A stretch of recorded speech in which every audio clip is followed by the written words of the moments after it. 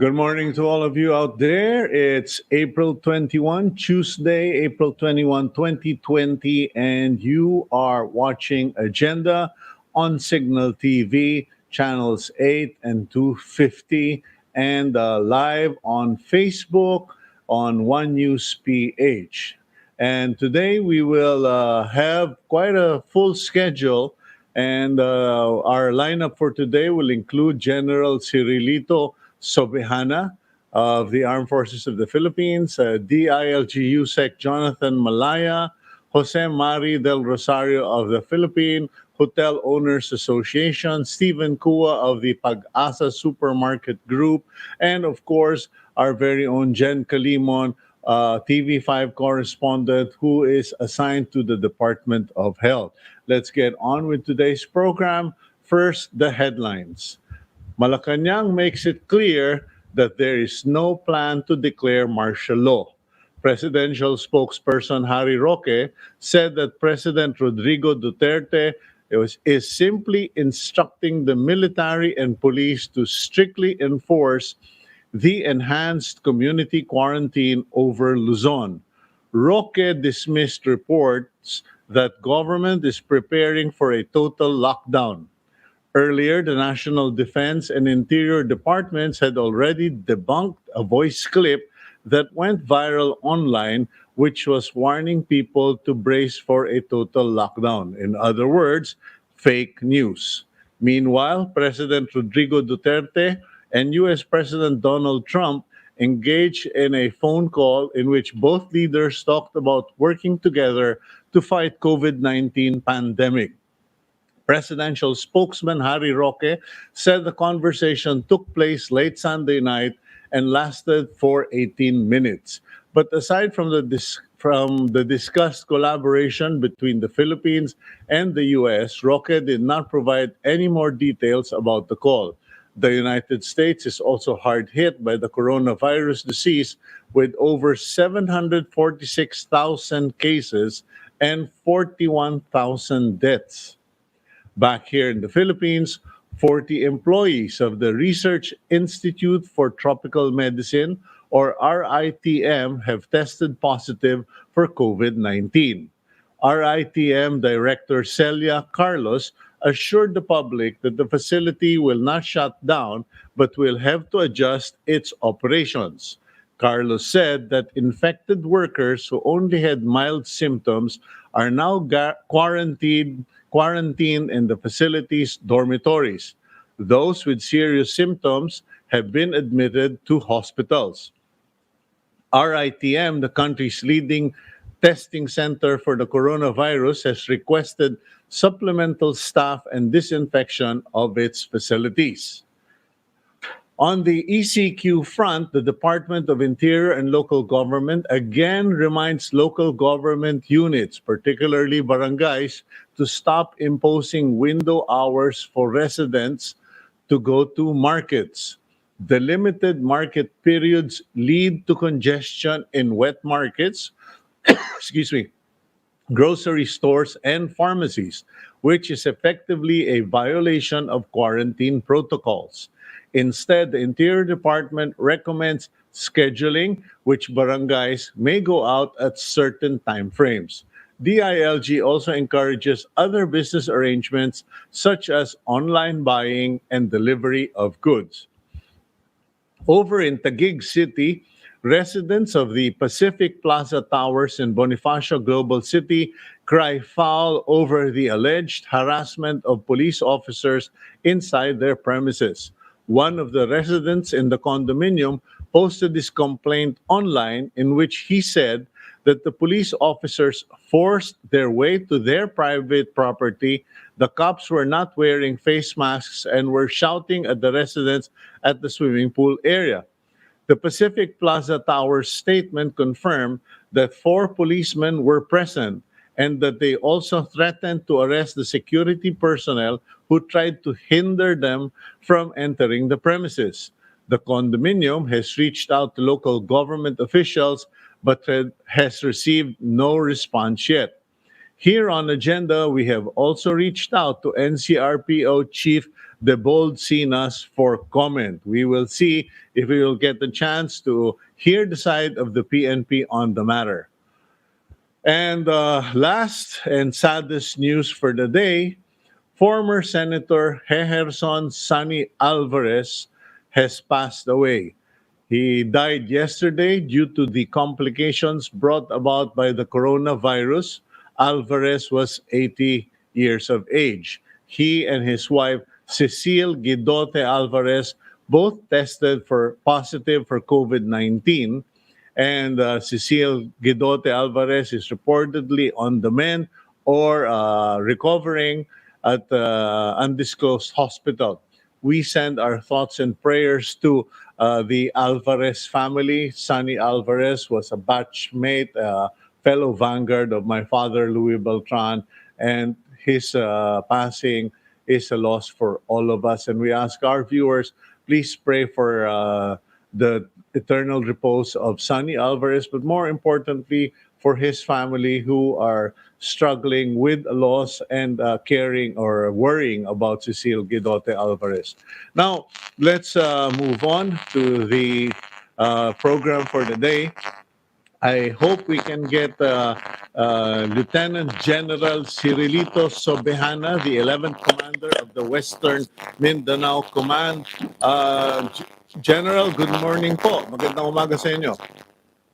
Magandang umaga din po mula rito sa Zamboanga City kung saan nakabase ang Western Mindanao Command. Okay, General, I guess the first thing that we need to do is to convey our condolences, our appreciation for the heroism of your people, particularly those who died in an encounter with the Abu Sayyaf. Pwede po ba or could you possibly give us a background into exactly what happened? Unang-una, maraming salamat sa inyong pakikiramay sa 11 soldiers natin na nasawi during the encounter 4 days ago. At nais ko rin paalam na yung isang wounded ay namatay din kahapon while undergoing treatment sa isang hospital dito sa Zamboanga City. Kaya all in all, mayroon ng 12 fatalities in that encounter at yung 13 wounded soldiers okay naman yung recovery nila. They are all stable. So ang nangyari, tuloy-tuloy po yung aming ginagawang security operations dito sa area of responsibility ng Western Mindanao Command amidst the threat of coronavirus. While we are very active in supporting our local government units and the other agencies of the government in preventing the spread of coronavirus by way of strictly implementing the enhanced community program, we do not lose sight to our traditional role, and that is securing the public. Itong mga Abu Sayyaf, napaka cruel nila at instead of supporting the people in Sulu dahil sa threat ng coronavirus, they remain a threat to us, no? And they are even more than the virus dahil they are very barbaric in killing innocent civilians, including soldiers. Is it true, General Subehana, that dun sa engkwentro, patay na yung mga sundalo natin, pinugutan pa ng ulo at meron din daw mga indigenous people na sinasaktan at pinagtatataga? Is this correct, General? Correct po yun. That really indicates that they are very barbaric. I don't know if they are in a right mind. Nakikita namin parang sila high din sa droga at yun din ang observation ng ibang mga kasamahan na nag-survive. Ang nangyari po kasi while we are really wanted to pull out our people who were hit by bullets dahil sa medyo nagkaroon ng running gun battle, nagmaneuver po yung ating remaining forces leaving behind the wounded and the killed members of the armed forces. Kaya there was an opportunity for the rebel groups, the Abu Sayyaf, to come closer. At nung nakadikit na sila doon sa mga namatay na mga kasundaluhan, tinaga nila yung tatlo, including one officer. At yung iba naman ay pinalo ng backstroke yung kanilang mga mukha. Kaya 8 of the 12 soldiers who died in that encounter ay closed casket. It's very sad. Hindi na sila makita ng kanilang mga mahal sa buhay habang nilalamay dahil we decided na mag close casket na lang dahil very morbid po ang sitwasyon. Okay, what is the Western Command, Westman Command going to do about this? Alam ko may mga follow-up operations na po kayong ginawa. Ito po ba yung nangyari dahil patuloy yung inyong kampanya to eradicate the Abu Sayyaf, or was this an attack on a non-combat unit na nagdadala lang ng supplies and medicines? As what I've said po, sustained, relentless yung ating security operations or combat operations against the various threat groups dito sa area of responsibility ng Western Mindanao. Pinaghahati po natin yung ating mga tropa. Mayroon tayong aktibong sumusuporta sa laban against COVID at mayroon din tayong mga dedicated soldiers running after the various threat groups. Dahil kung hindi naman natin sila uusigin, sila ay magkaroon ng pagkakataon na gumagawa ng hostilities against the civilians. And to some extent, nangingidnap pa sila. So we sustained the pressure at yung encounter kahapon or 4 days ago was a result of that relentless security operations that we are doing. We really appreciate that, General Suhana. And matanong ko lang kasi usong-uso dyan sa Sulu yung paputok o pakalat ng balita that the Abu Sayyaf is going to launch an attack, etc. How true is it that there is a looming ISIS-inspired plan to attack Sulu? Ano po ba ang reaction niyo dyan? It was a fake news. Yung lumalabas na mga footages or videos sa social media, matagal na po yun. It was taken, I think, more than 2 years ago. And I was the Joint Task Force Sulu Commander when that footage was taken. Inilabas din nila ngayon as part of their propaganda. And there's no truth that they will attack Sulu. Unang-una, they don't have enough forces now.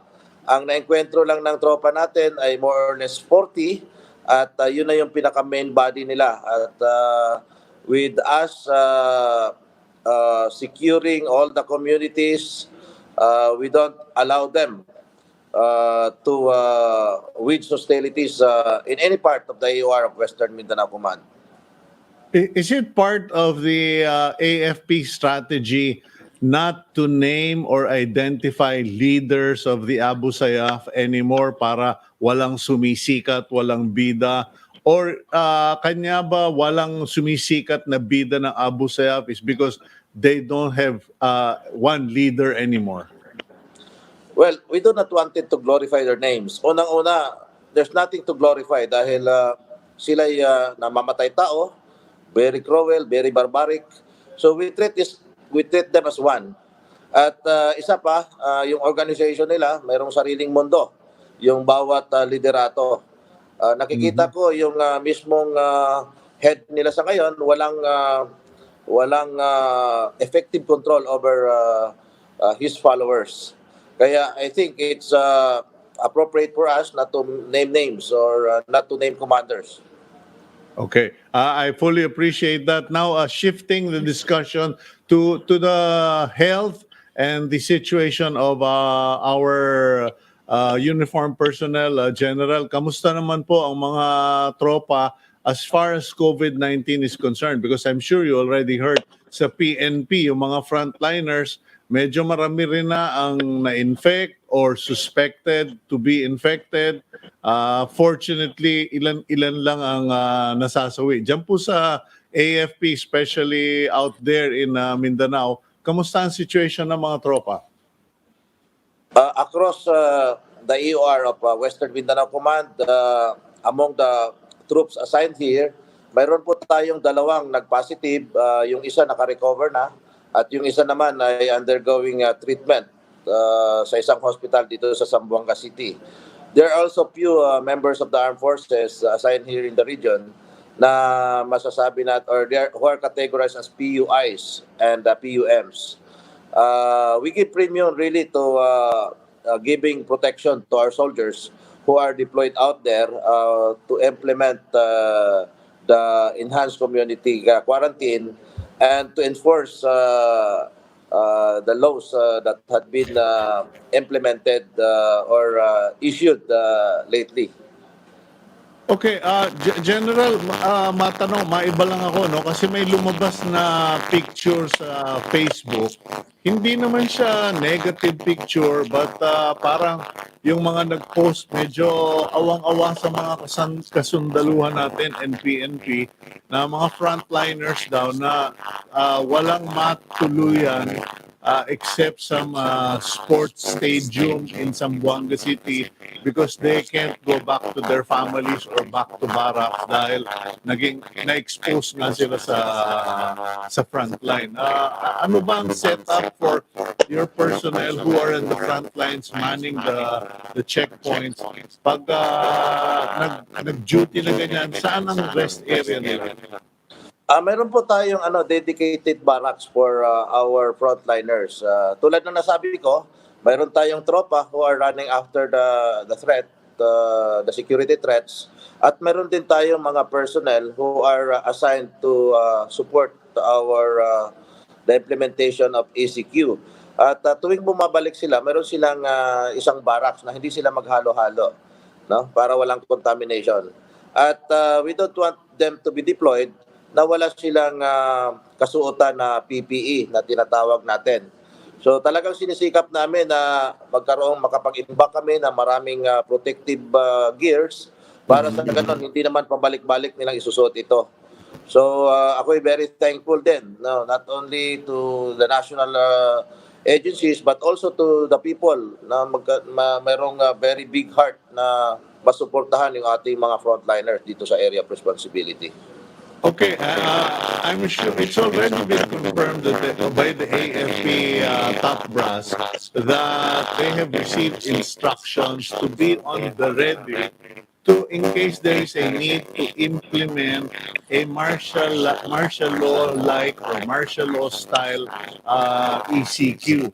Now, dyan po sa nasasakupan mo, kasi may natanggap akong balita that as of last night, ang magmamando raw sa mga checkpoint ay AFP na. Now, what is the situation in Western Mindanao? And pasensya na kayo, no? I will confess to ignorance. Ano ba ang nasasakupan nyo, General, pag sinabing Western Mindanao?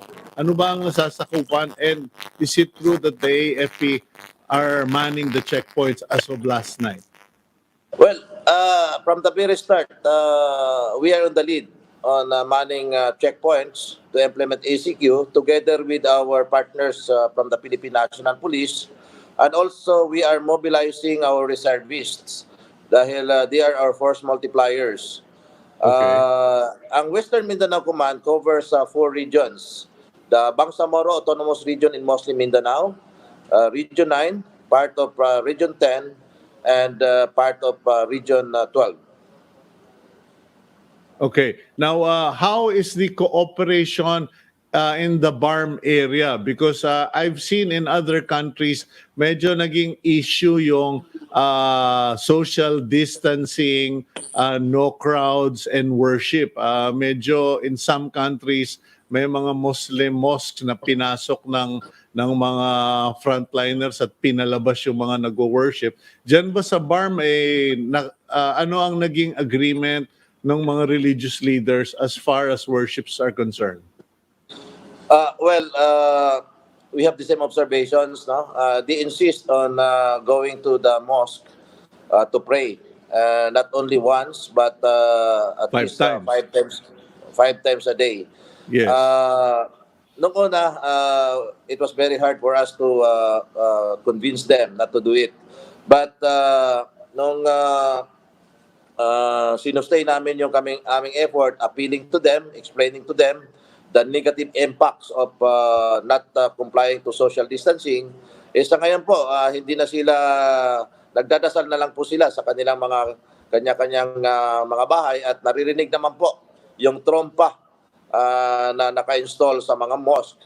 Kaya Oh. medyo na-minimize na po natin yung violation of social distancing. Ang isang challenge lang talaga ay itong kakulangan ng pagkain. Yung mga mga kababayan o kapatid natin dito na hand to mouth yung kanilang pamumuhay ay talagang nagsusumikap or nagpupumilit na lumabas para sa ganun makakain yung kanilang mga miyembro ng pamilya.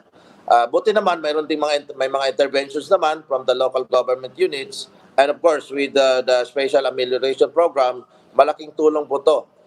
Hopefully masustain natin dahil if this ordeal will be prolonged, I think baka magkaroon tayo ng shortage and may result to civil unrest or chaos.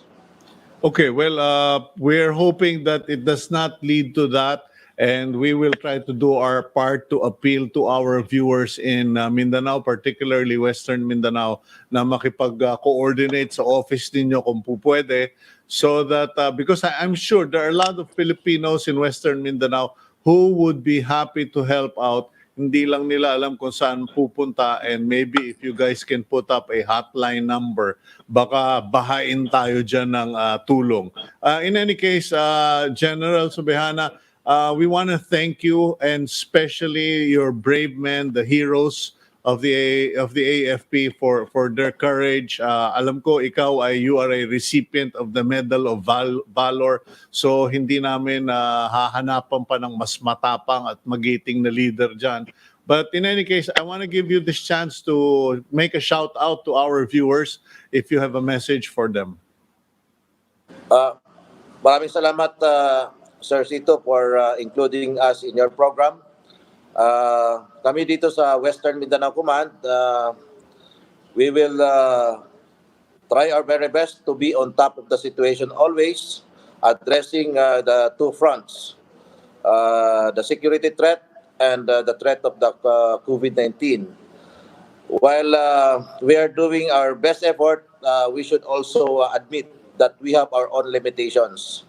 Kaya itong mga limitations namin napupunuan naman ng ating mga partners from the Philippine National Police, from the local government units and agencies, and the community as a whole.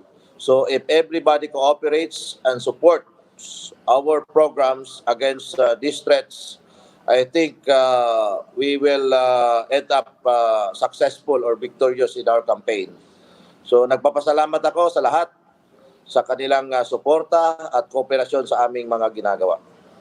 And kami naman po sa buong Pilipinas, magpapasalamat po sa inyo at sa lahat ng inyong mga tauhan sa kagitingan at sakripisyong ginagawa nyo. May God bless all of you, watch over you, and may you stay strong, stay safe, and stay healthy. Thank you very much, General.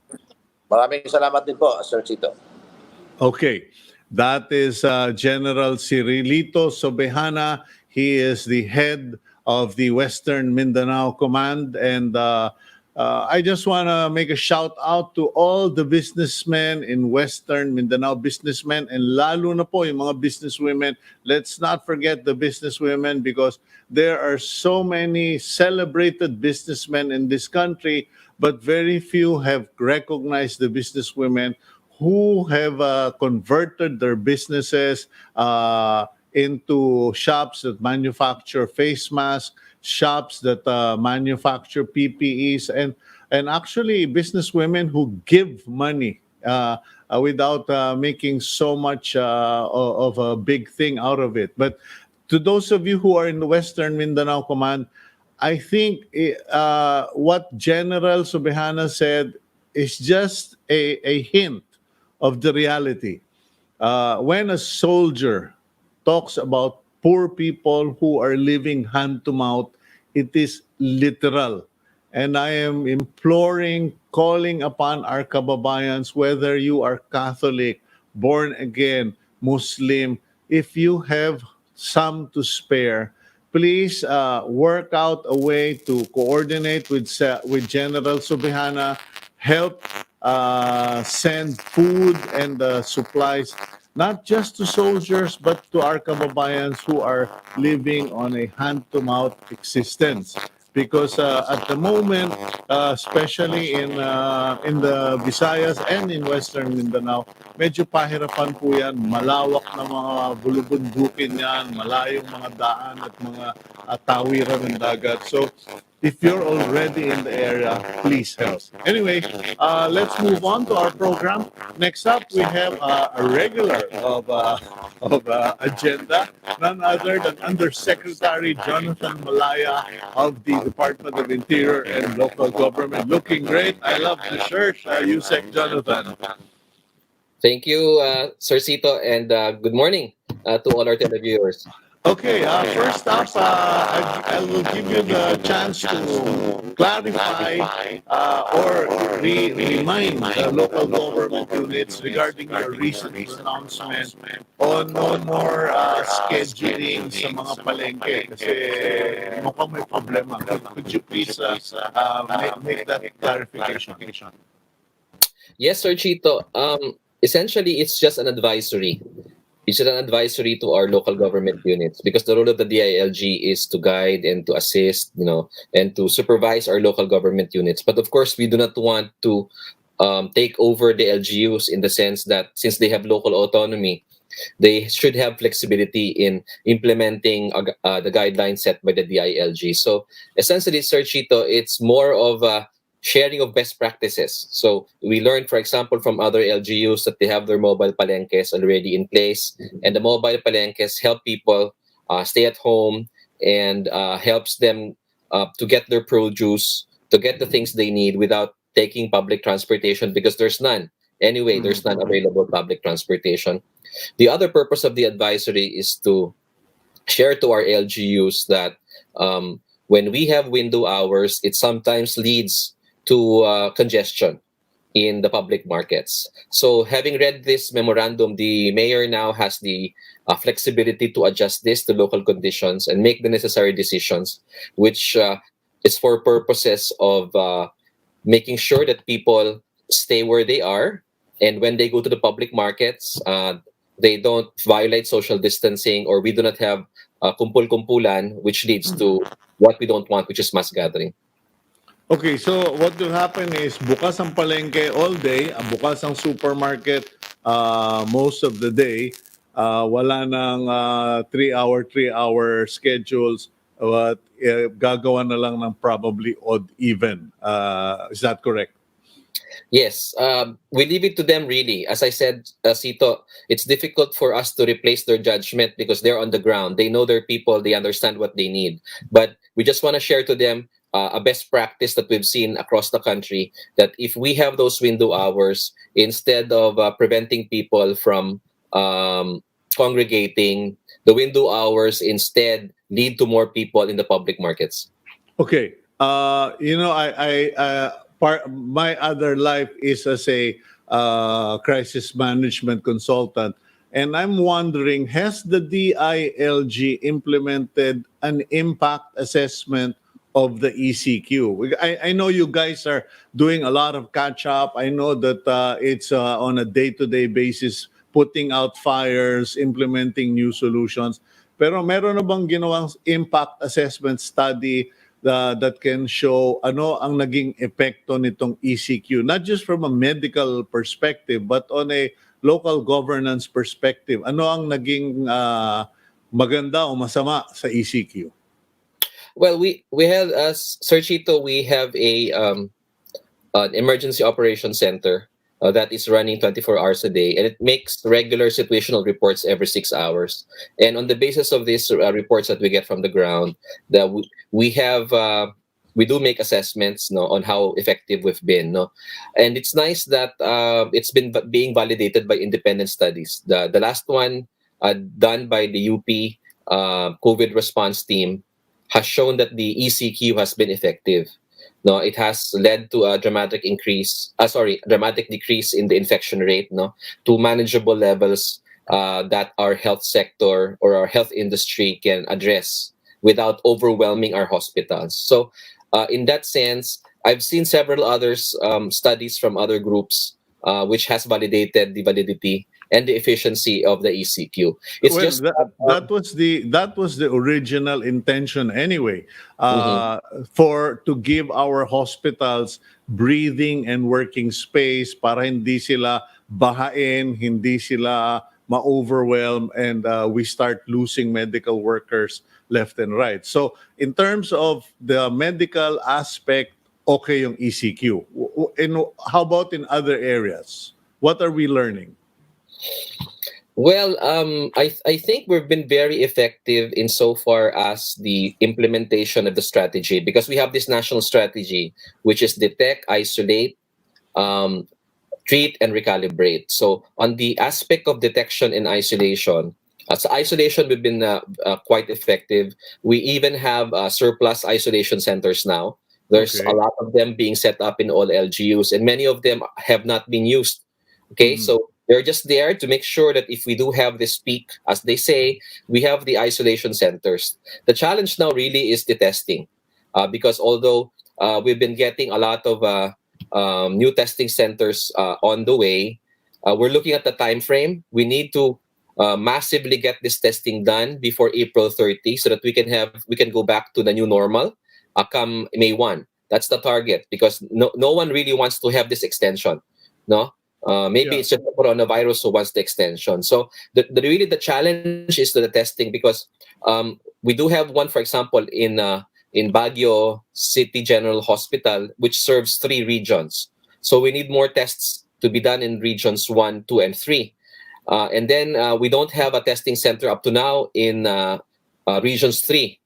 Regions 3 is being serviced by Lung Center. But I was told by DOH USEC Vergere that the Jose Lingad testing center would be online probably on the 25th. No, there's Okay. one already in Bicol. No, there's one in Cebu, and there's one or two in Mindanao. But we need more, because the effectiveness of the How strategy. many? Sorry, Yusek. How many do exactly do we need? Because we siguro ayaw naman natin ng forever na gawa Mhm. tayo ng gawa ng test. Do we know how many testing centers do we really need for all of this? Well, if you're asking my opinion, Sito, no, because I'm not with the DOH, but if Yeah, it's my opinion, we should have at least one per region. one At per least one region. that can do maybe 500 tests a day, because Mhm. I think the target is to have 8,000 tests. And I don't know really if we're there now. No, I haven't seen the latest figures from the DOH. Yeah, But if we have those 8,000 tests a day, and I'm not talking about rapid tests, I'm talking about PCR tests. No, the rapid tests, of course, are useful, but it's really the PCR that's the gold standard. So if we can get those tests up to the 8,000 level and have at least one in each region of the country, then we would have accomplished substantially our target of detecting. Because only if we do the detection can we fill up the isolation centers. And the problem with the testing is it's really complicated, because there's a 5 stages of before a testing center can be issued a license by the DOH. The one in Marikina can operate today, I think today or tomorrow. But if you can see, it took some time before the yeah. people are trained, before the equipments are put in place. So if we can have more of that, that would really be great for our strategy implementation. Okay, I know you're not with the DOH, and I don't expect you to know everything. I'm sorry, you're the closest person I can talk to right now in government. I will try. I will try. No, no, because here's the dilemma. Okay, we've always said, okay, ECQ para makabuelo yung ating mga hospitals, para makabuelo ang government. So we did the ECQ, and true enough, while people stayed home, we somehow managed to control the growth of the contamination, the numbers of contamination. And now we were able to first put up triage tents outside the hospitals. Now we have the mass quarantine areas, and now we are doing testing. But the reality is there is no vaccine, there is no known cure. The closest everyone and anyone has predicted is September of this year, if not 2021. Now, the problem we're having is some people will have antibodies. Some people are cured from COVID and recovered from COVID. But that doesn't change the game. COVID virus is still there. The contagious disease is just waiting for someone to pass by. What numbers are we talking about and why? Kasi parang sinasabi ng mga iba na yung new normal, there will be no back to normal. The new normal will be social distancing, face masks, limited people in offices, and no mass gathering, etc. Kayo ba sa DILG, meron kayong idea what the new normal is supposed to be and how you guys are going to implement it? I'm sorry, nanggigigil lang mga tao kakatanong sa akin na. I think, Sito, there's one important point that we seem to forget, that the quarantine itself is a kitless test. You know, when you ask people to stay at home, you are actually doing a test without a kit.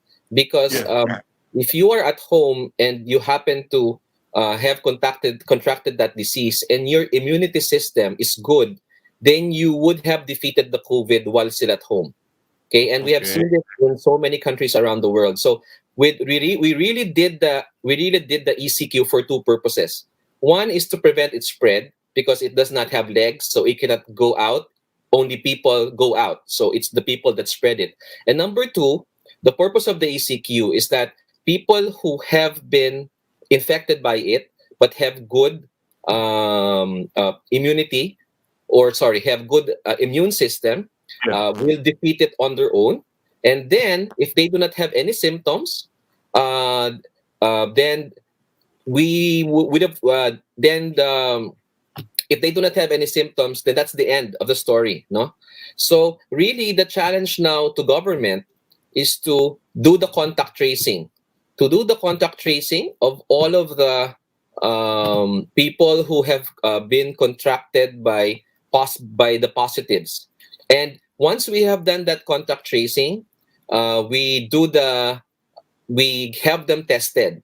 Okay, we classify them as either PUI and PUM. Have them tested. The problem we have right now is that we have a big backlog, and we have to finish the backlog before we even think about going to that new normal.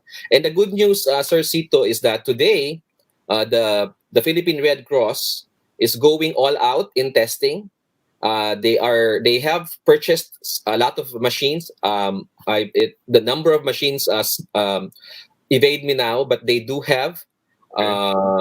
They have procured a lot of machines through Senator Gordon, and they have signed MOAs with the different LGUs in Metro Manila, so that although there are DOH testing centers assigned per LGU in Metro Manila, for example, the Philippine National Red Cross is also doing MOAs so that more people can be tested. And the mayors and Senator Gordon will be launching that mass testing with the Philippine Red Cross today. Are we going to do random testing or selective testing? Kasi may mga lumalabas na balita na kukunin lang yung mga at risk. Meron naman lumalabas na balita that we are better to do random testing, figure out the population, get a percentile average, and then let that be the basis of your recommendation to the president. Ano ba napapag-usapan sa IATF? Well, the random testing could be done if we have so many test kits, no? If we have such a big testing capacity. Okay. Unfortunately, we're not there yet. So DOH has a protocol that there's there's a protocol of priority. Of course, the first priority are of our health workers, and we just saw that, for example, in our ITM, when it was reported yesterday that 40 of our health workers in our ITM have contracted the disease. Therefore, our first priority should always be protecting our health workers, because if our health frontliners get sick, no one will take care of us. The second, in terms of priority, of course, is the PUIs. We have a backlog as of now of PUIs. Let's finish them off, and so that we can now proceed to other people, no, who want the tests, and then finally the random testing, because the random testing would give us a sense of confidence. And I suggested this, Sir Cito, in to the Bureau of Jail Management and Penology, Yeah. because when we were talking with the DOH on how to proceed with BJMP, they already have isolated 50 people, and they have tested already the 50 people, and there's no one else to test, and yet there's fear that the disease could have spread to the other cells of the BJMP, because 18 of the inmates and 18 of the jail officers have contracted the disease. So there's a slim chance of that. So I suggested to DOH, why don't we do a random test by cell, just to make sure? And they agreed. So we're doing that. So once we already finished the testing of the PUIs, the health workers, and those that required it, we can now move to testing of random testing. So really the critical thing right now, Sir Cito, is really about increasing the tests, because as you can see, we already have the isolation facilities ready, the infrastructure is ready, resources have been given to all local government units nationwide. Contact tracing is now being done under the leadership of the DILG and implemented on the ground by the PNP and the city health and municipal health officers. So the national strategy is working, but we seem to have some difficulty in the test because, as I said, this is a complicated laboratory-based test that takes Yeah. quite a while to get on stream. Okay. Final question. And I don't want to put you in the spot, but I already interviewed one of the medical advisors of the IATF regarding where they are inclined to go as far as the decision the president has to make this week. What is the leaning of the DILG in terms of the ECQ?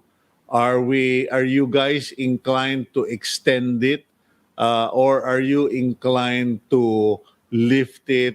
And what areas would you first start with? That's a very difficult question, Sir Cito, because that may be above my salary grade. I think that question is better asked to Secretary Eduardo Año. Uh, But if I were to share my personal opinion, yeah. Okay. there's no one here, just the two of us anyway. Just my personal opinion. I think we can start lifting in areas where we have little or nil number of COVID positives. There's many areas across the country, especially in Luzon. For example, in the Bicol region, we were able to contain the number of COVID positives there, and contact tracing is being done. And they have a testing center in Legazpi already up Well, and running. let's be specific, Yusek. No, like yesterday, I talked to Rodito Albano.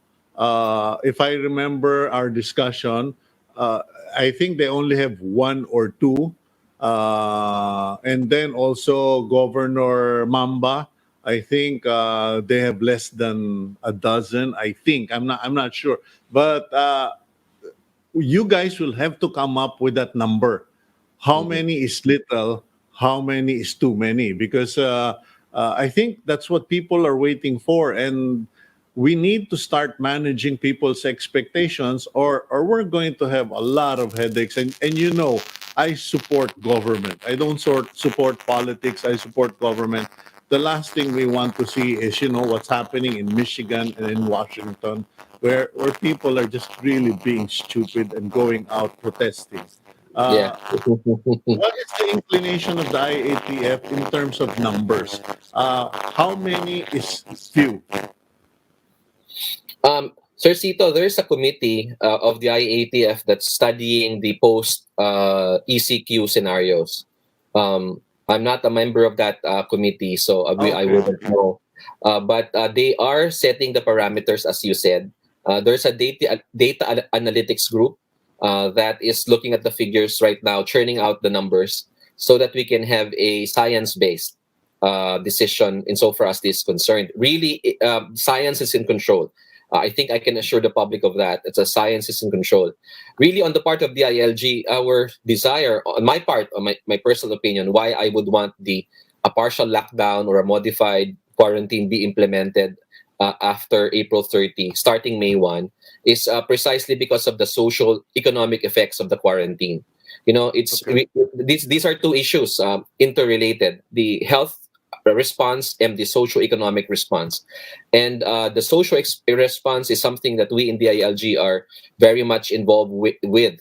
You know, keeping the people calm, making sure people follow the quarantine, making sure that the social amelioration gets to them, and attending to millions of complaints from about barangay captains, about local government officials, Yeah. about so really it's a challenge. And if we can do a modified quarantine moving forward on May 1, that would really be the best scenario for Okay. our country. Well, I must thank you for emphasizing that there is a data analytics group, a science group that's doing this because there a number of people were quite disturbed when the news came out that the government was talking to many ex DOH secretary, ex this, ex that, and not to be disrespectful, but opinions are valuable. Advice is valuable, as they say. There is wisdom, as the Bible teaches us. There is wisdom in the counsel of many. But at the end of the day, it has to be data. It has to be data analytics, and it has to be number. And that's reassuring coming from you. In any case, I won't take up any more of your time, Yusek Jonathan Malaya. Thank you for the information you shared today, and I pray that you would stay strong, stay safe, and stay healthy. God bless you, sir. God bless you too, sir, and stay safe as well. Okay. That's Undersecretary Jonathan Malaya of the DILG. We'll go for a quick break and we'll be back after 2 minutes.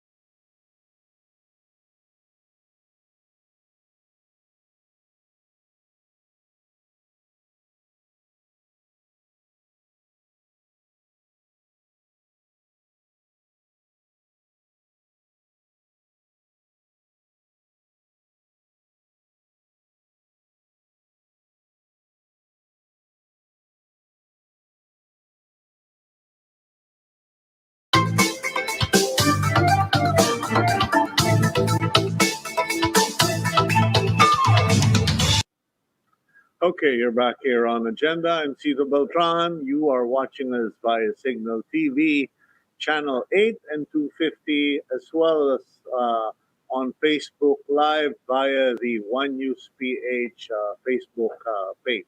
Now, let's go to our associate, Jen Kalimon. She is our TV5 news correspondent assigned at the DOH. Let's see what's the latest with Jen. Good morning. How are you? Yes, good morning, Sir Cito. Well, first of all, I'll give you an update on the number of COVID cases in the Philippines. Well, as of yesterday, we have 6,459 positive cases with the addition of 200 new cases. So out of these positive cases, 613 have recovered while 428 died due to COVID-19. Cito. Okay. Okay. Now, did I noticed that spike this morning, 200 cases. Now, it's not really high. I think it's more on the plateau. But are these new patients going to the hospital, or are these coming as a result of that mass testing that the government is doing, as well as LGUs? Mm-mm. Well, Sito, according to the Department of Health, part of that significant number that we are receiving every day is that meron na kasing early detection or yung ating mga or meron ng high level of suspicion yung ating mga doctors sa pag-handle ng mga COVID patients. So hindi na rin nila hinihintay pa yung results bago nila i-treat yung patient. So tinitreat na nila yon agad-agad even without waiting for the result, and even the patients uh, whenever they feel na meron silang mild symptoms, siguro awareness na rin nakatulong, they immediately go to the hospitals to have themselves checked, Sito. And aside from that, of course, because we now have 17 laboratories in the country, well, nakatulong yon para mas maraming matest for COVID-19, Sito. Okay, so I'm picking up two good points there that the doctors are no longer waiting for tests to confirm or negate COVID 19 in the patient. They're already assuming and treating. And second of all, there is now mass testing on the ground, and we are gathering this data more efficiently than before. Now, here's the second concern. There are, according to what you guys have given me, 17 current laboratories, 40 laboratories are undergoing certification. I was just talking to USEC Jonathan Malaya of the DILG, and everyone is talking about we need more, but no one has really said exactly how many and what areas should this be. Do you have any idea what the plan is as far as setting up the laboratories are concerned? Mm-mm. Well, Sito, the DOH hasn't actually disclosed kung ilan talagang mga testing labs yung kailangan ng Philippines. Pero as of now, they are saying that they are fast tracking the certification of these laboratories, the 40 labs which are still in the process of certification and licensing, so that we can achieve the 8,000 or more targets per day for this month. Because as of today, Sito, we can only, or our testing capacity is only 4,000 tests per day. So kapag mas marami pa sanang ma-certify na mga laboratories, ay mas marami pa tayong makakandak na test for today. Pero wala pa talaga nasasabi ang DOH kung ilan ba talaga ang kailangan ng Philippines. So, base sa napapag-usapan and what I've been gathering from the news, it turns out the ideal, they say, is 8,000, or what they're assuming the goal will be is 8,000 a day, and we're only doing 4,000 a day. So, we have to double the number of testing laboratories in the country. Yes, that's true, Sito. And according to DOH, kaya nila nilagay sa 8,000 tests per day because experts say that at least 8,000 people ang pwede makakontract ng disease on a daily basis. That's why they are working double time para talaga ma-certify yung mga nag apply na mga testing laboratories. It's just that, kagaya ng nasabi ng DILG a while ago, meron kasi mga stages sa pinagdadaanan. That's 5 stages. So if their personnel are not properly trained, if their equipment are not sufficient or hindi siya maayos na nai-install pa, so hindi pa siya papasa doon sa certification and licensing, Sito. How difficult is it, Jen? Because yung sa Marikina, as we all know, I mean, the mayor decided, I want my own. I'm putting it up, and the DOH said, no way, Jose, because you cannot put it on the 6th floor. So they got another building. And I think in what, 1 month and a half, they have something on the ground. What about the other LGUs?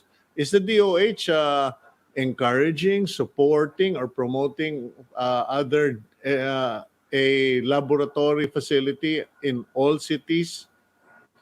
Mm-mm.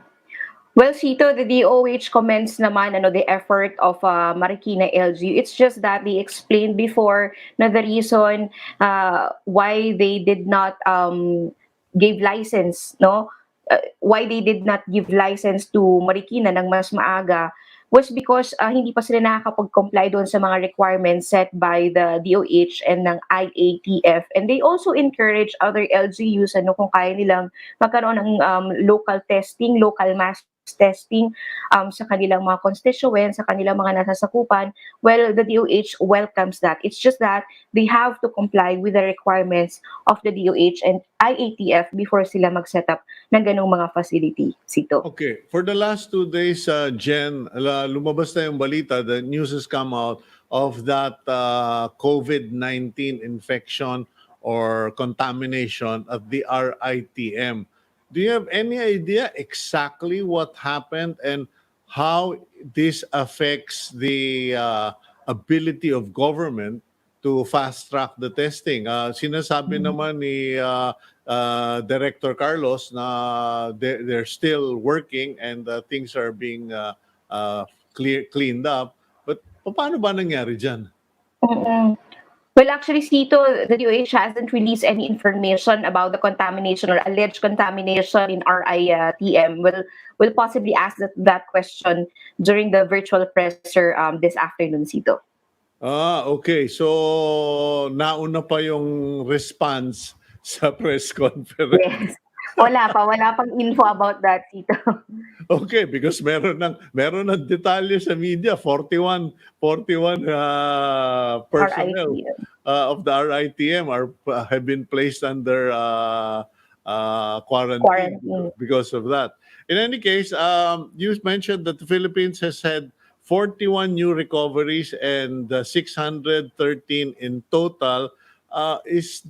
Did you get any information what the treatment protocol is or that's being used? Kasi Novartis, I think it's Novartis, got a approval from the US FDA to start trying out hydroxychloroquine as a alternative medicine for COVID-19. Instead of just malaria, magagamit na siya sa COVID-19 for clinical trials. Dito ba sa Pilipinas, what is actually happening in the hospitals? What are they using to treat the patients? Because, I mean, we have to recognize the fact that tumaas yung recoveries, tumaas yung mga improvements, may nagbago, something changed. Do you have any idea what happened? Mm-mm. Sito, I think you are talking about the off-label drugs, which was mentioned by the Food and Drug Administration before. Well, part ang Philippines ng Solidarity Trial. It is an international clinical trial organized by the WHO to know kung paano nga ba natin masusugpo yung COVID-19. It's just that, according to FDA, wala pa talagang approved and certified na gamot or bakuna for COVID-19. However, may mga gamot na pinag-aaralan, ano, na nag-undergo pa sila ng clinical trial, and you mentioned ito yung mga off-label drugs na ginagamit for malaria and HIV. The reason why they are called off-label drugs was because they were certified before. Well, until now, they are certified drugs. It's just that meron siyang specific use at hindi for COVID-19. For So other ginagamit, application. yes, for other applications like malaria and HIV. So, Yeah. tinatry siyang gamitin ngayon sa mga COVID-19 patients, of course, with their consent. Hindi yun pwedeng gamitin ng doktor na hindi pinapaalam sa isang pasyente na kung para saan yung gamot na yun, and also yung mga side effects nung pag-inom ng mga gamot. So, ayun. So, off-label drugs muna, pwedeng ginagamit ng ibang mga doctors, pero kailangan ng informed consent.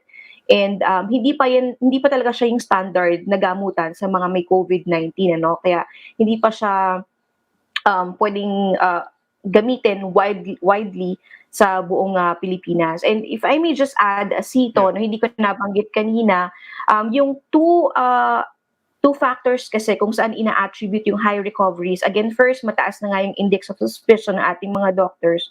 So, hindi na nila, again, kailangan maghintay ng result before i-cure yung isang patient. Well, secondly, naging effective daw yung pag-monitor nila sa mga patients kasi, Sito, part ng mga recoveries ay yung mga patients who recovered in the hospitals, and also those who had mild symptoms or asymptomatic na naka-recover during their self-isolation or self-quarantine sa bahay. So kasama Yes. sila doon sa listahan. So continuous yung monitoring sa kanila ng DOH para makita kung talagang gumagaling na sila. So kung gumaling na sila during their self-isolation, or even habang nandun sa ospital, pwede na silang pauwiin. Pero after 2 weeks, kailangan pa rin nilang mag-undergo ng another series of tests to really confirm kung negative na sila sa virus. Okay, and if they're negative, bulletproof na ba sila sa COVID-19? That's my last question, Jen. Mm. Well, wala pa rin kasiguraduhan yan na Sito, no? Pinag-aaralan pa nga ng DOH kung possible ba na contract or magkaroon uli ng virus yung isang patient who recovered from COVID-19. That's why the DOH is advising those who recovered from this virus na once they are discharged, kailangan palakasin nila yung kanilang resistensya, and still to practice proper hygiene. Mag-isolate muna sila for 2 weeks, then observe themselves. Okay. Dito. Well, I wouldn't be surprised if after COVID-19, mag-medical school ka, Jen Chalimon, because you know so much already. And I just pray that you stay safe, stay healthy, and stay strong. God bless you, Jen. Thank you for all your inputs this morning. Great job. Thank you, Sir Sito.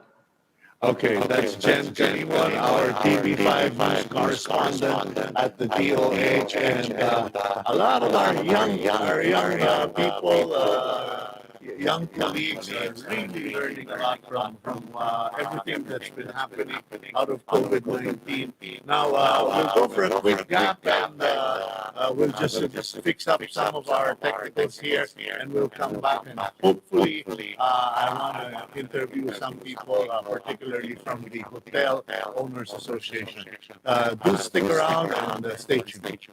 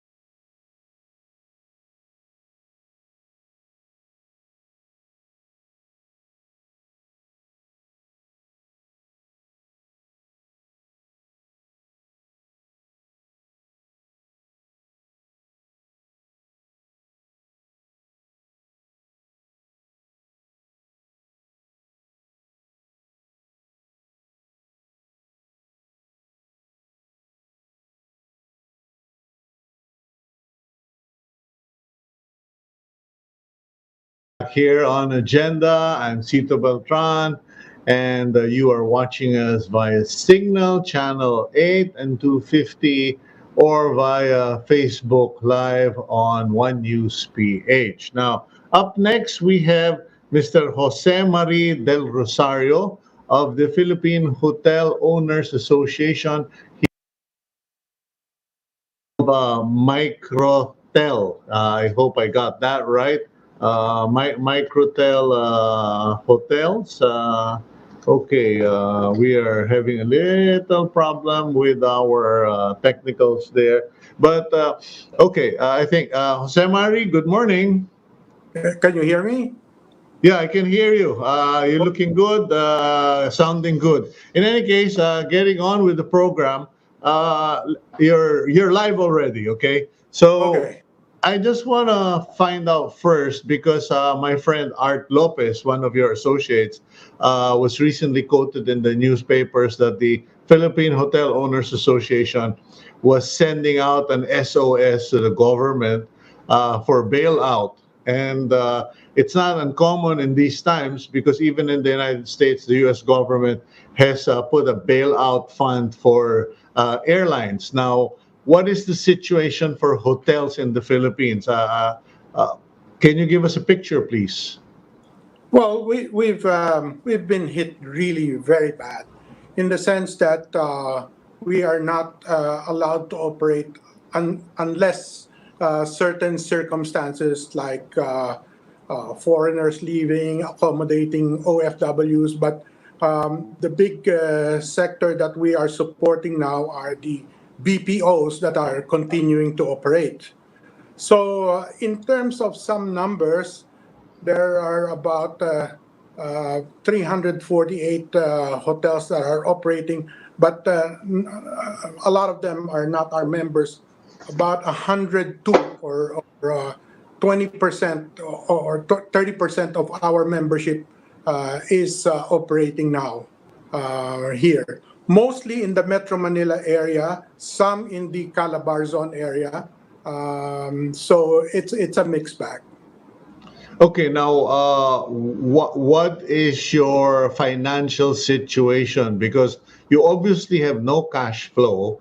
What is the situation of most hotels in Metro Manila? Because I think the biggest fear that the economists are talking about is when a hotel is heavily borrowed or have loans to service and they don't have the cash flow, that essentially is a death sentence for them. Um, well, you said it. It's really a death sentence, and both death and DBT and death. So it's really been a very heavy burden on how we are going to service.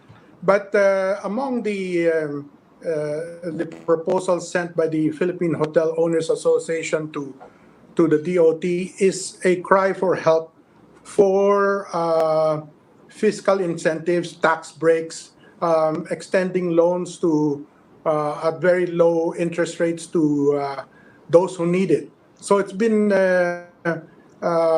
our labor force has been really only those about 20% are working. So it's been bad in terms of just giving out the payroll up to this point in time. Have you guys managed to come up with a plan, an actual plan? Because the way you're rolling it out, of course, we have to worry first about the staff and personnel. In fact, I was just asking a friend at the peninsula yesterday what's happening with all the foreign or with the expat employees of all the hotels.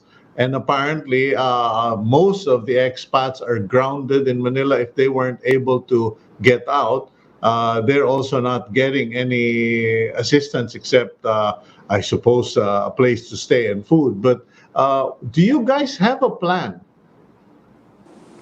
Well, these are all plans that are going to take effect only in the long run. Whether we're talking about tax breaks or assistance to laborers or let's say bank financing, these are just programs that are going to take effect maybe towards the end of the year and beyond. Yeah, but will you guys make it to the end of the year or beyond? Because I used to be in the tourism industry. I used to build resorts, and I know for a fact that when stuff like this happen, global problems like this happen, the recovery is 5 years. Now, I also know for a fact that many in government don't have any idea exactly where to start in terms of helping you. So you at the in the hotel associations would have to come up with the plan and submit the plan to the president. To be honest, Sito, some will really have to shut down. Wow. That's being very honest, especially those that are in the far-flung resorts that are dependent on leisure business as one, and foreign travelers. So if there are no flights coming in, no foreign tourists coming in, what do you do? You're just saddled with payroll. Um, so that's being very honest. Okay, Um, how many percent of the hotel owners association's business uh, is dependent on foreign guests? Because I know for the longest time the orientation has been to attract foreign tourists, and now you don't even have local tourists. Would opening the country help? I don't think people will want to travel in any case. There have been, you're absolutely correct. There are no foreign tourists coming in, and even if there are, it will take such a long time before it ramps up again. Okay. Whether it's business travel and even worse, leisure travel. So for us, the lucrative markets really are those that are 4 hours flying time. So that's Japan, Korea, China. They are also severely hit. And when we reopen, we're all going to be competing in the same markets. So Yeah. the next page to look at is actually domestic tourism. But Yeah. even at that, you're not sure of the level of the appetite to travel. The disposable income is low, and so there you go. It's really very difficult. You The know. ramp up times, Sita, if I may say, when we have typhoons or earthquakes, our ramp up is sometimes 3-5 months before we can get some decent occupancy. But in this case, for example, my manager in Boracay says at the end of 1 month, he says it's already worse than the 6 months closure that they had last year. So it's that bad. Yeah, it's really bad. Now, here's another problem, and look, I don't want to put a magnifying glass on the problem, but I think if any of our government officials are listening, they will get a better picture. Now, the profile of your employees, how many percent would actually qualify for social amelioration support? I think what most of your employees are more above middle class, aren't they? No, a big part of them are minimum wage earners because we're talking about housekeeping people, cooks, waiters, and mind you, those departments I'm talking about, let's say banqueting and restaurants, that's gone because social distancing will require that no functions, no weddings, Yeah, no. yeah, but that's precisely my point, Jose Mari. They may be minimum age workers, but they're not the poorest of the poor. So Definitely. they're not going to get any help from government unless they fall under the middle class and unless the government makes a special fund. Uh, how what is the Hotel Owners Association doing or can do to help that lot? Well, first, there is that program camp for the ones that are put in place by Department of Labor.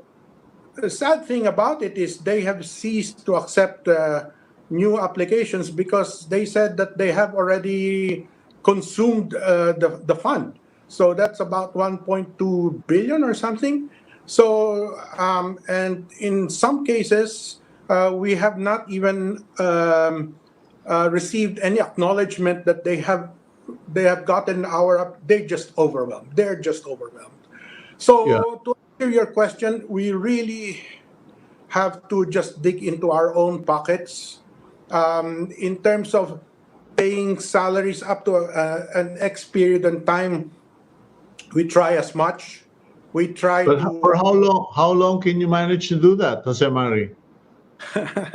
Some have already gone into a no work, no pay situation since the end of March.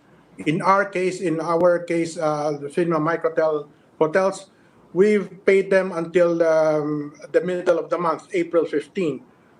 Some of the hotels, the big five-star hotels, some have gone the full stretch. But again, there's a lot of contractual workers in our case, in our industry. Those are the ones that are going to be severely hit. Okay. Well, look, the best thing I can do from my end is to keep encouraging people to think of places to go to, hotels to book at once COVID-19 ECQ is lifted. And I guess to call upon the general population to pray for all the workers and the hotel industries and including the hotel owners. We wish you all the break, all the luck that you can get and God's grace on this one. Thank you, Sir Mari. We'll have to leave it at that for now. Thank you very much, Cito. It's a pleasure. Okay, that is Jose Mari del Rosario of the Philippine Hotel Owners Association. And I don't know. In one sense, it's good to know exactly what the hotel owners and the hotel industry is facing so that people can just keep them in mind, particularly our legislators and hopefully our members of the executive department, so that we don't lose all of that we don't lose that entire industry because it takes years and years to build it up. We can't just board them up and then when things go back to normal, we have to play catch up because they've been become dilapidated. So I'm praying that the government will come up with a plan, and I'm praying that the Philippine Hotel Owners Association, for lack of something better to do, can just sit down or do a teleconference and come up with a plan and submit it to the national government. Meanwhile, let's go to our next guest. He is Stephen Kua. He is president of the Philippine Amalgamated Supermarkets Association, Inc., or PAG-ASA. He also serves as the president CEO of Welcome Supermarket. Stephen, are you there already? Okay, I just found out that Stephen got disconnected. If he's watching, I hope you can reconnect. But in the meantime, just judging from everything we've done so far this morning, okay, there. Stephen, is that you? Yes, that's me, Sido. Hi, Okay. morning. Good Okay, morning. it's a bit dark around you, but you look good. Clear. Your face is quite clear, so we can see you. In any case, good morning, Stephen. I guess first question to ask you is if, and I guess it's not an if, it's probably when the ECQ is extended. What is the situation among your members? So far, you guys have been doing great. It's been excellent. I've seen some of the supermarkets continuously stocking up. What is our situation as far as the food supplies? Well, yeah, it's improved already. No, I mean supplies have improved. Have been coming in. We've been chasing again. After different problems, no, along the way. Okay. Um, Siyempre, hindi nakakalabas yung mga collectors ng mga suppliers, no? So what's happened is now overcredit na yung mga ibang supermarkets, no? So Okay. they're after payment naman. Otherwise, they won't be delivering. So one problem after another. But discarte, no? We have to do what we can. Operators are shuttling their employees. Some have housed their employees near the places of work at our expense, no? And we're doing whatever it takes, no? Pero yun na nga, kulang kami sa tao, so kabaligtaran nung hotel, the restaurant business, no? Kami Yeah. ngayon, we're still hiring people, pero we gotta get good people because customers will get mad if we don't serve them properly. Mm-hmm. Okay, well, it's a good problem to have that collectors can't knock at your door, but Yeah. it's also revealing that the supermarket sector, or I don't know if you are considered an industry, but the supermarkets have not gone online. I mean, most of us assume na, you've got a big supermarket. I'm sure you must be paying all of your creditors, suppliers via online banking. Is that not the case right now? For some, yes, the bigger suppliers. Not all suppliers would expect payment online. And that banks are not open. I mean, ilan lang per area, no? So that is a problem. You have to line up in banks sometimes 1 hour just to get in to make a deposit, no? Of course, online payments pwede, no? Through online payments. Okay, so how has the business been? Because some of us tend to think that this must have been a boom, a blessing for the supermarkets because people are buying more than normal. Is this a good thing or a bad thing? Both good and bad. Good in the sense that good sales, no? Bad. Yeah. Uh, there's this notion that everybody's doing very well during this time, but some members outside Metro Manila, their sales have dropped below their average, no? Because there are no stocks being transferred to them, no? So it's a prioritization of distribution of goods. That's the main issue in the first few weeks, no? Right now, it is more normalized, no? To a certain extent, no? Because some barangays have not allowed factories to operate, no? In full capacity, no? Some have just asked their factories in their areas to close for 2 weeks and then allowed only 25% of their personnel to go in for work, for social distancing purposes, no? So Yeah. hindi back to normal actually, no? Pero yun na nga, it has improved and that's good. But fatigue is setting in, no? So some supermarkets have closed on certain days of the week, no? So that pahingayin yung tao dahil wala nang days off ang tao, no? At hindi na rin nakakakain minsan, lalo na kapag may biglang balita, rumors of a total lockdown in selected areas of Metro Manila, Yeah. you'll find biglang habang pila ng mga tindahan malapit dun sa area niyo. So hindi pa rin natututo yung mga buyers na there is no need to panic, there is no need to panic buy. They're still reacting to the slightest hint of a lockdown. Because it's not clear, no? Some barangays have been telling people mag-total lockdown tayo 3 days, certain area in Okay. Manila, no? So they were told, On the local level, you're talking about local level. yes, and these are a number of barangays. It's not one barangay, okay? These are whole Okay. sections, whole area of Metro Manila, in Manila, city of Manila. And the people were asked to stock up. They were asked to stock up. That's why people, all of a sudden rushed to supermarkets nearby. Yeah. Now, what about your frontliners? Kasi, I mean, awa ng Diyos, thank God, I have not really heard of a cashier or a security guard or a stockman getting Right? It's a good sick one. in the supermarkets. Yes. Well, actually, there is one small supermarket wherein may tinamaan daw. They closed down. The barangay asked them to close down for a week. Kasi pagkaalam ko, stay in pa yung mga tao nila. So all the more, delikado. So they had to disinfect the whole supermarket. No? So meron. No? These are isolated cases. And these are not the more popular chains. No? So on the side. No? And not member of ours, but I heard that they did have to close for a week.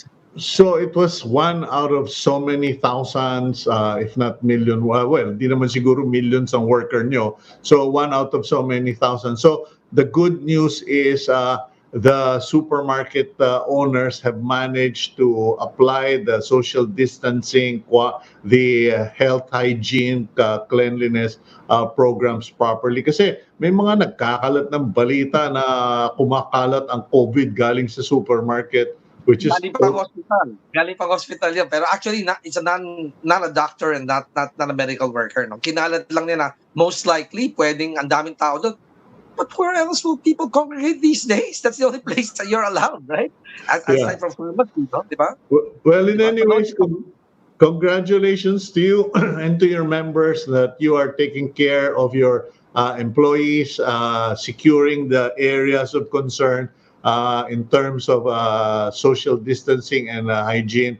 And we hope that you will be blessed in your businesses, that you will carry on providing the much needed supply of the population. And God bless you, Stephen, and God bless all of your members. I'd just like to add that we are fearful for our employees, no, as well as ourselves. We have to go in and and check things out, no. We are fearful, but we're hoping that the good Lord will protect us since we're serving the buying public. Yeah, trust me. I love going to the supermarket. Nowadays, it's too stressful for me. Thank you, Stephen. Take care of yourself. Thank you, Sito. Good to Okay, be and here. that's Stephen Kua of the Philippine Amalgamated Supermarkets Association of the Philippines. And that's it for our day today. We've had a good day. Thank you, Lord, for minimal glitches, and thank you for all our guests who were generous with their time, with their knowledge and their information. And we encourage all of you to please continue staying home, stay safe. And just before I go, the Tagalog term, resistensya, your immunity factor. That seems to be a big deal in all of this. And that's why me and my family, we double dosed on vitamin C, on zinc, on vegetables, getting enough rest. Because at the end of the day, based on everything I've read and seen, that seems to make the big difference. Your will to live, as one of our interviewees mentioned, and your resistance or your immunity. Take care of it. And last but not the least, most important, prayers. Now is the time when we need to pray. We need to be a nation on its knees, imploring the good Lord to protect all of us, provide all of us, and to love us. We in Agenda love all of you. Please take care. I'm Cito Beltran, and that's it for today.